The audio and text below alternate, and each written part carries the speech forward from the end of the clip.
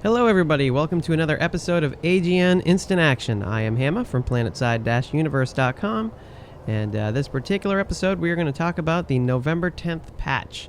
The major thing that was added was a new player experience. So without further ado, let's go ahead and take a look at that right now. You're about to get dropped into a war, soldier. If the Terran Republic is going to stomp out this rebellion and unify our axis, we need all of you working together out there. Stick with your squad, help out the soldier next to you, and show the rebels what a Terran Republic soldier is made of. You're plugged into our rebirthing matrix, so don't worry about getting taken out. Our nano-reconstruction chambers can bring you back into the fight at any base under TR control.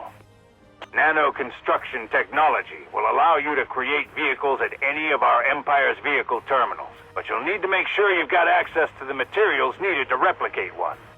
Everything you need, you'll earn through battle. So take as much territory as you can and crush anyone that opposes you. We're just about over the drop zone. Get ready. You're a soldier of the Terran Republic. Victory is our tradition. Good luck. So yeah, it looks like it's not completely done yet, considering what just happened. The drop pod came out of the sky and immediately rolled over and you died. So hopefully they're doing some more work on that. So this is the new player experience, at least the start of it. Is it enough? I don't think so, but it's at least a start. If you're a new player, it'll tell you a little bit about what's going on. I still really think that a mission system is really needed in order to successfully make sure that noobs understand what the hell's going on for more than, the first couple of minutes. But that's a new player experience. Let's go ahead and move on to the next item. Alright, so as you can see, there's been a lot of changes made to the map. You can deploy to a hotspot directly from the map. You can see all of the continents up on the top left. If you click each continent, you can actually see what's going on the continent, the current territory that's captured, and things like that. You can also see on the left side, it shows a lot more information about the base. It also shows whether or not, the current capture status, as you can see right there. And it shows the base benefits as well, right next to the territory control.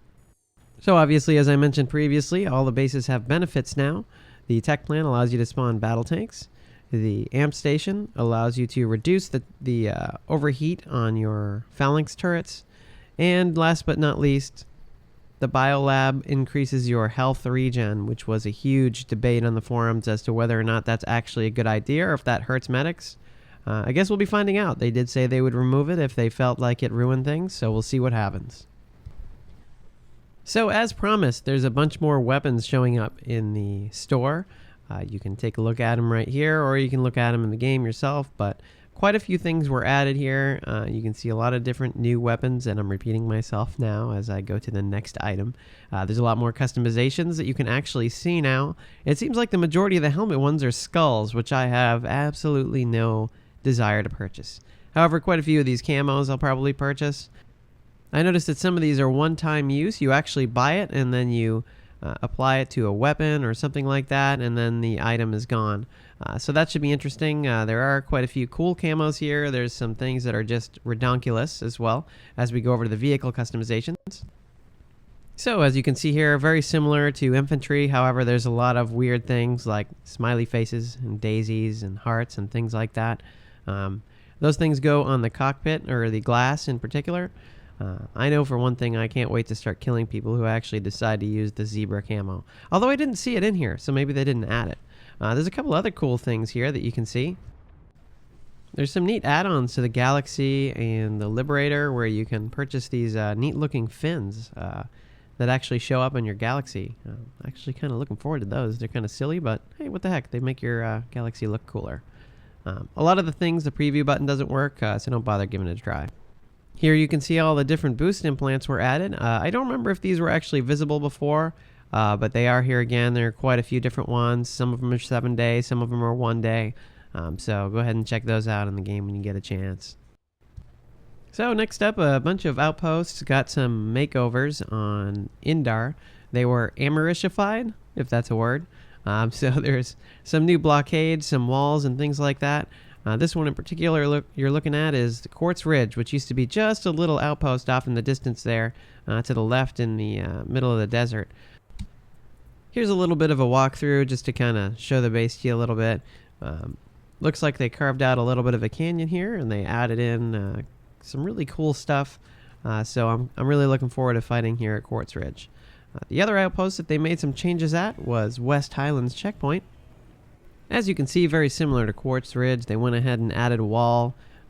They added a couple towers, and there's actually a shield down there between the two towers as well on the wall. Let's go ahead and do a very quick walkthrough. As you can see, this is probably going to be a true choke point now, whereas before it was just kind of a killing field here. It looks like you'll actually be able to stop progress of the enemy using that shield. There's a generator in here as well. So, Continental Benefits were also added if you capture an entire continent. Indar grants you a reduction in cost for items purchased with infantry resources. Esamir gives you a reduction in cost for vehicles purchased with mechanized resources, and Amarish gives you a reduction in cost for aircraft purchased with aerospace resources. That was quite a mouthful, but basically if you capture one of those continents and hold the entire thing, you get a reduction in cost for one of the resource types, and these actual bonuses go across all continents. So if you get the reduction in mechanized resources, it carries over to Amarish and Indar, as far as I could tell, and Jenny Boo could tell when we tested earlier. So they've also made some changes to the aircraft and the way that the aircraft land. It's a little bit easier to land them now. There's a little bit more of kind of a bouncy effect when you actually do land it. As you can see here, I bounce a little bit. In the process of doing this, it appears they also made some type of flight mechanic change that I'm not really a huge fan of. It appears that it's not quite as sensitive as it once was. You actually have to move the mouse a little bit more to get something to happen, and I've obviously messed with my sensitivity and all that, and they've definitely changed something that I'm not really liking that much. We'll see kind of how that carries out. But right now, there were some changes made so that you can actually land without blowing up or damaging yourself quite a bit. I tried hard landings, soft landings, and all that good stuff, and I was able to land without much trouble and without causing much damage, no matter how hard I slammed into the ground. So, all right, let's go ahead and move into some certifications. They removed the strong arm and pitcher certs for grenades. I'm not entirely sure why. Maybe that had to do with the bugs we were seeing with grenades. I'm not sure. As you can see here, they added a certification for the mana turret now. It basically makes it so that it doesn't overheat as fast the more you add to it. They also made a couple changes to the max here and kind of just moved some things around and renamed them. You can see that they have the ammo storage canister, which lets you carry basically more ammo, obviously. So there were a couple changes there, nothing too major. Alright, so there's a few more things to power through here. We have the Sunderer. As you can see, the rearm Sunderer now has that fancy icon floating above the top of the Sunderer. Don't know if that shows for enemies. I'm guessing it doesn't. It better not, anyway. That's like a huge target right there. And they moved the inventory terminal to the side, which makes sense considering that's where the doors opened up before. So that's kind of, probably where it should be, or should have been from the beginning. Obviously, they recently added the deployment on it. That was something I didn't cover in the previous video because we were actually away at MLG. As you can see, it has a really cool deployment animation, which is very nice polish, and it looks really cool. Definitely nice work on that, guys. So while we take a joyride here in the trusty Sunderer, I'm going to talk a little bit about a couple of the changes that I didn't get video of because it's kind of difficult. So they added some new capture mechanics to all the bases, basically making it so it's kind of a tug of war, is what Higbee called it. Basically, you have to have a whole bunch of people around a point to capture it. The more people you have around it, the faster it captures.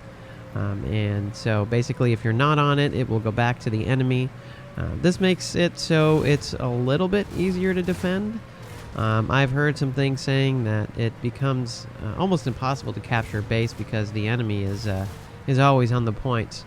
So we'll see how it plays out in beta over the next week or so, and then in release. I'm sure the devs will change it if they don't like the way it looks or feels. So as I said, we'll see how that looks.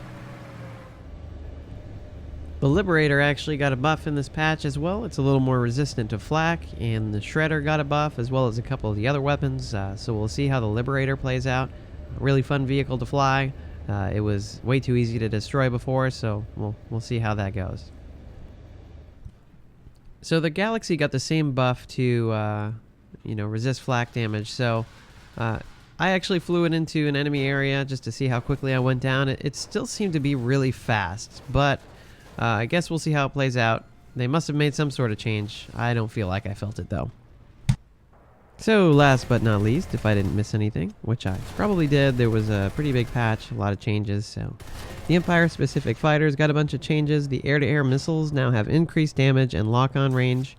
Rotary cannons do less damage, not really sure what the reason is for that. And rocket pods have reduced damage and reload speed. And last but not least, they are more resistant to aircraft machine guns. Again, not really sure what the reason is for that change. And I also don't really feel that it is more resistant. I was taken out just as quickly today than as I was any other day, so not really sure what the reasoning is for that. But that kind of rounds out all of the major changes in the patch. So I hope you guys enjoyed watching. Gonna finish out the video here with a crazy fight that was going on over the NC Warp Gate on Amerish. Great continent, by the way, guys. The dev team, really props to you guys on Amerish. It is it's by far my favorite continent now. Having a blast there.